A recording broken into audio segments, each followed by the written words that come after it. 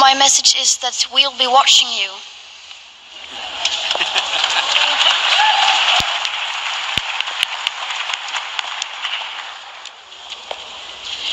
This is all wrong. I shouldn't be up here. I should be back in school on the other side of the ocean. Yet you all come to us young people for hope. How dare you? You have stolen my dreams and my childhood with your empty words, and yet I'm one of the lucky ones. People are suffering, people are dying, entire ecosystems are collapsing. We are in the beginning of a mass extinction, and all you can talk about is money and fairy tales of eternal economic growth. How dare you?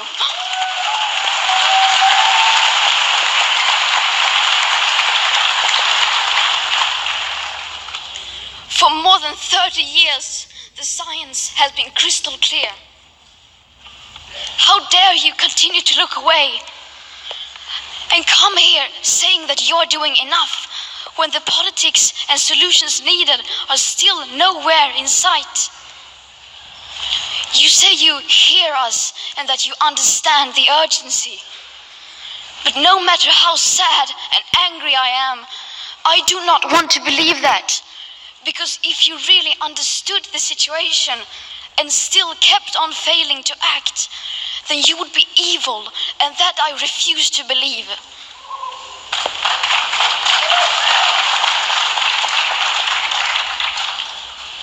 The popular idea of cutting our emissions in half in 10 years only gives us a 50% chance of staying below 1.5 degrees and the risk of setting off irreversible chain reactions beyond human control. 50% may be acceptable to you, but those numbers do not include tipping points, most feedback loops, additional warming hidden by toxic air pollution, or the aspects of equity and climate justice.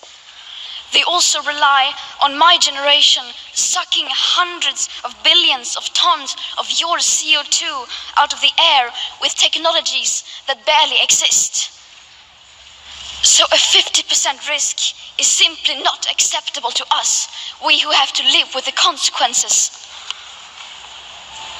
To have a 67% chance of staying below a 1.5 degrees of global temperature rise, the best odds given by the IPCC, the world had 420 gigatons of CO2 left to emit back on January 1st, 2018. Today that figure is already down to less than 350 gigatons. How dare you pretend that this can be solved with just business as usual and some technical solutions?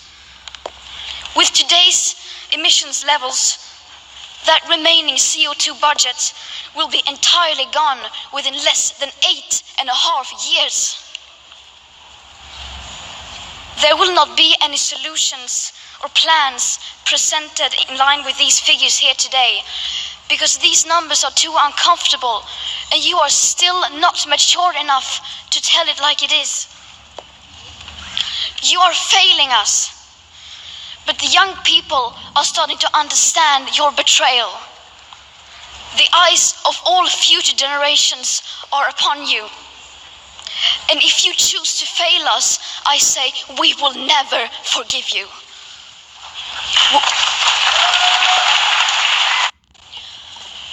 My message is that we'll be watching you.